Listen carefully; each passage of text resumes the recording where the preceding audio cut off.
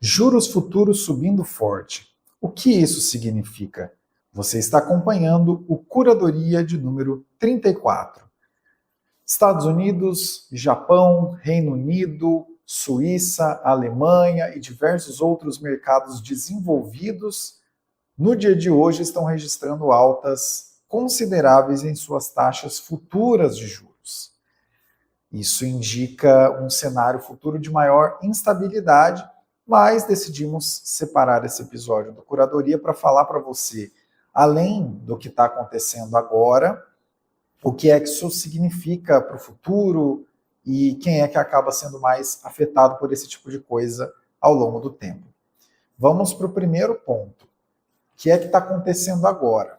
Vou trazer o levantamento de alguns posts que estão sendo feitos com dados mais recentes. Lembrando que todas essas referências que são citadas nos episódios estão na descrição do episódio, então você pode conferir todas elas, mas vamos citar aqui aos poucos.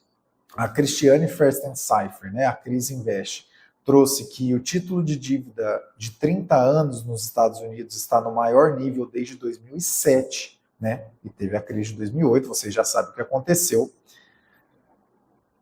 Nós temos também que o Holger Zeipich, muito provavelmente está errada a minha pronúncia aqui, falando que o mercado de títulos de dívida no mundo inteiro está sofrendo uma grande porrada no dia de hoje.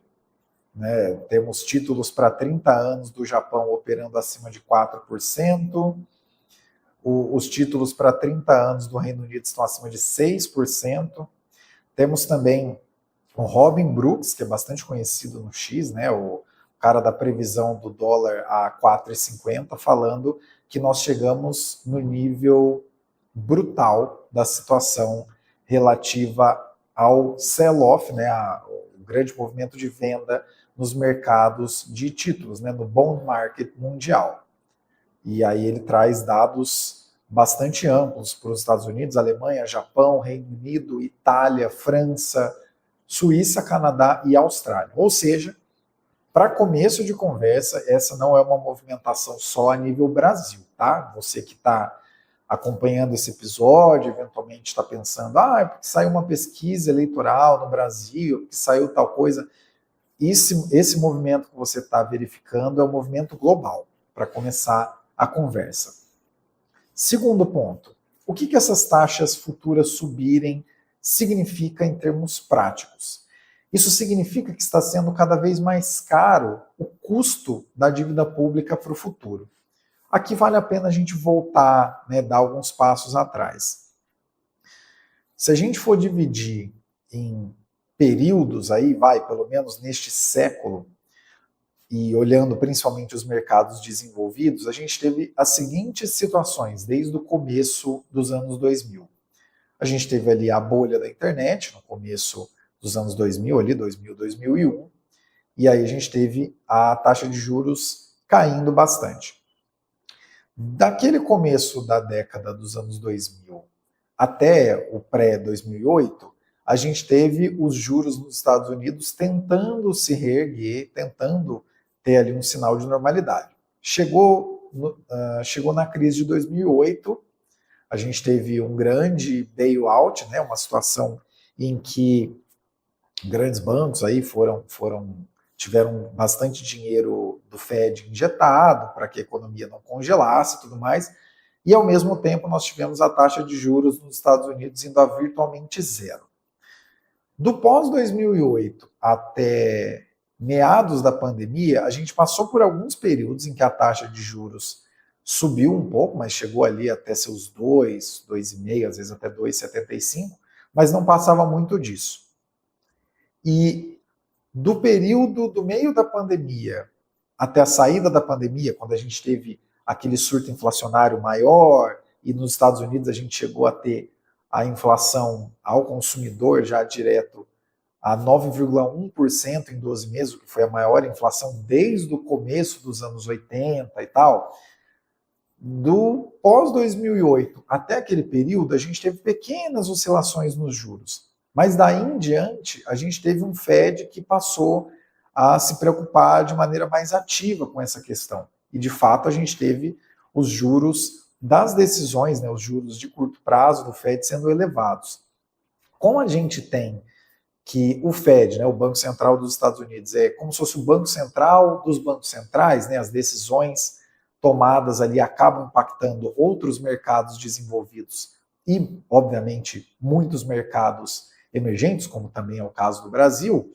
Quando você tem uma movimentação em que os juros do Fed começam a subir, você tem um incentivo, claro, a depender de situações de cada mercado e tudo mais, mas você tem um incentivo a subir o juro livre de risco, vamos dizer assim, da economia global.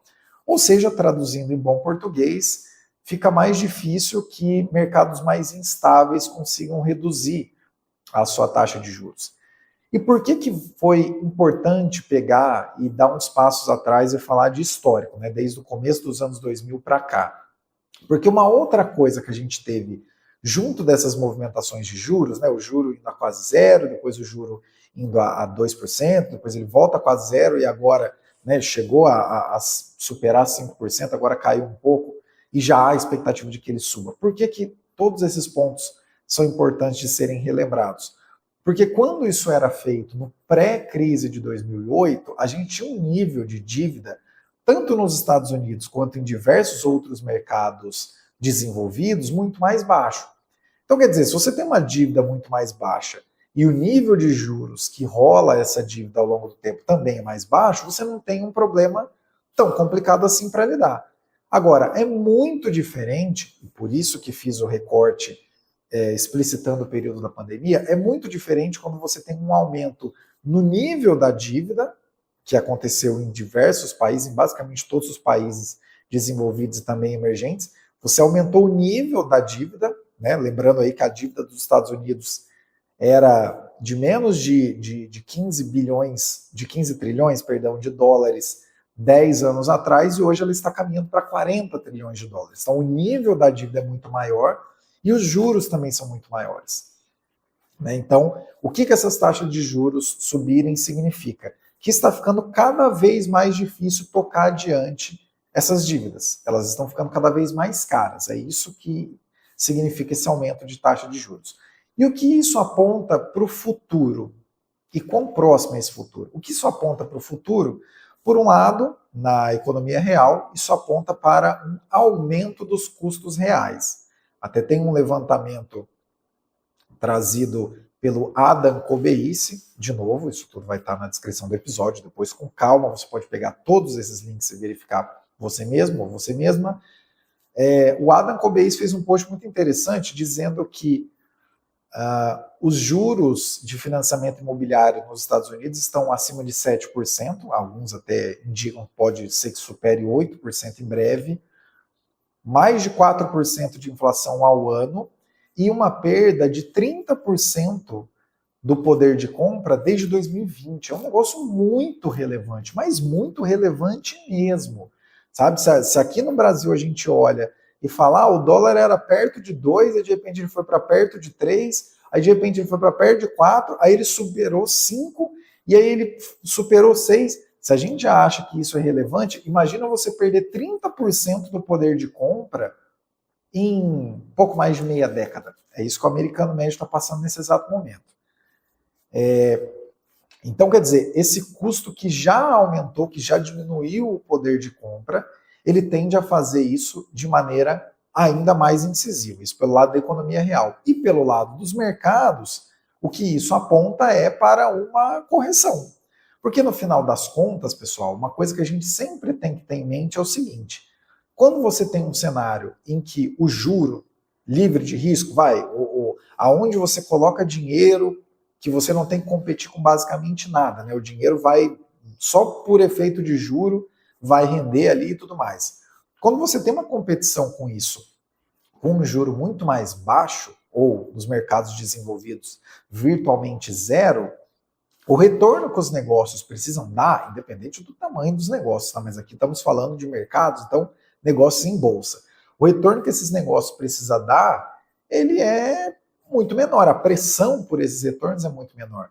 Agora, quando você tem o juro já em um patamar que é um pouco acima da inflação, e com os futuros indicando que esse juro vai ter que ser elevado em breve, isso significa que projetos mais arriscados, situações que não devolvem fluxo de caixa de maneira tão previsível, elas começam a ficar para mais adiante. E se as situações que eventualmente gerariam um fluxo de caixa mais positivo, mais instável, mais para o futuro, começam a sair de cena, o que acontece? Você começa a corrigir os valores dessas ações no curto prazo. Não é a coisa mais simples do mundo, não é matemática exata, muito pelo contrário, o mercado, né, já dizia aquela velha sabedoria, o mercado pode ficar irracional por muito mais tempo do que você pode ficar solvente e apostando contra o mercado, mas fato é que a expectativa futura é de que esses juros fiquem de lado ou em patamar ainda superior, em um nível de dívida que já é maior no mundo inteiro, o que também é muito preocupante, e no final das contas, quem acaba saindo mais prejudicado com isso, que eu acho que é um ponto importante para a gente finalizar esse curadoria, quem acaba saindo mais prejudicado com isso é quem já não estava fazendo a lição de casa anteriormente. Claro, a depender de idiosincrasias, a depender de aspectos bastante específicos de cada mercado. Mas os mercados instáveis acabam sendo mais prejudicados, isso não temos dúvida. Trazendo para o contexto brasileiro, por exemplo, tem toda uma discussão agora. A Selic, até o presente momento, ela está em 14,5%. Né? E os juros futuros dando uma acelerada, dando uma subida, pode ser que em algum momento eles passem a apontar para o fato de que talvez seja necessário a gente aumentar. Nesse exato momento, né, na tarde do dia 19 de maio de 2026, enquanto esse episódio está sendo gravado, em toda a curva de juros futuros do Brasil, até 2036, o ponto mais alto que a gente localiza é em 2035, e esse ponto é 14,365. Os juros, ao longo de toda a curva futura de juros, e vale a pena você voltar alguns episódios para você ver, né, quais são os juros que importam. Tem um episódio que a gente fala exatamente sobre isso, para que você fique por dentro disso, mesmo que você não entenda de maneira mais aprofundada, mas fique por dentro do que é que isso significa, para você não ser enganado, não ser enganada, né, pelos profetas do Apocalipse. Mas voltando aqui para a curva futura de juros do Brasil. O juro está em 14,5. Então, em uma simplificação, um cenário bastante simplificado, isso significa que para os próximos 10 anos, no pior dos cenários, o juro vai andar de lado. Ele vai ficar ali em 14,5, talvez 14,25, 14, ele não vai sair muito disso, não tem muito espaço para cair.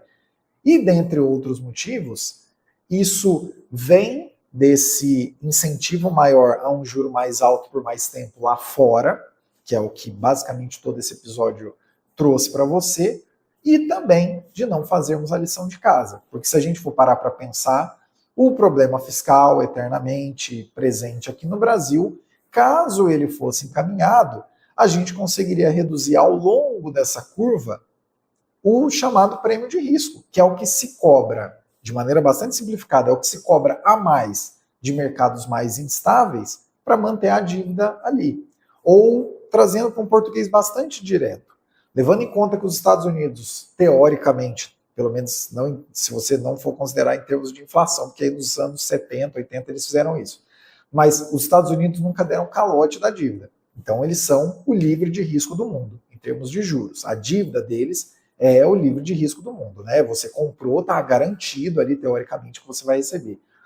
Quando você olha para o Brasil, que é um país que já deu calote na dívida, já tivemos vários problemas, e a nível fiscal as coisas também não estão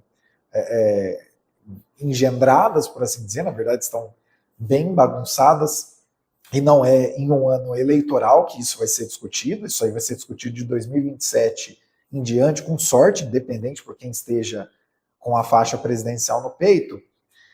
Mas quando a gente olha para esse cenário, que o mundo inteiro está mais complicado, o mundo inteiro tem um nível de dívida maior e o mundo inteiro tem uma pressão mais direta por esse custo de dívida, diríamos que a situação não fica muito confortável aqui para o Brasil. Vamos retomar isso em algum outro episódio ou em outros episódios mais adiante, mas essa situação acaba fazendo com que a Selic fique mais alta por mais tempo aqui no Brasil, mas está muito longe de significar que é só o Brasil que vai acabar passando apuro com isso. Então, novamente, se você chegou até aqui, você ouviu todo esse episódio, você entendeu a racionalidade, e você conhece alguém que está olhando para a bolsa caindo, para o dólar subindo, aliás, até dá uma olhadinha aqui no dólar, realmente, 5,04 nesse exato momento. Se você conhece alguém que está olhando os mercados hoje, só a nível Brasil, e dizendo, é porque saiu a pesquisa eleitoral, assim, assim, assado, e porque tal coisa vai acontecer, pede para essa pessoa ouvir esse episódio. Até por isso que a gente sempre diz para você curtir, compartilhar e comentar, deixar a sua opinião sobre o que você achou desse conteúdo. Eu sou o Caio Augusto, falo com vocês diretamente da tarde, agora são 16 horas e 2 minutos da tarde de 19 de maio de 2026. Até o próximo Curadoria.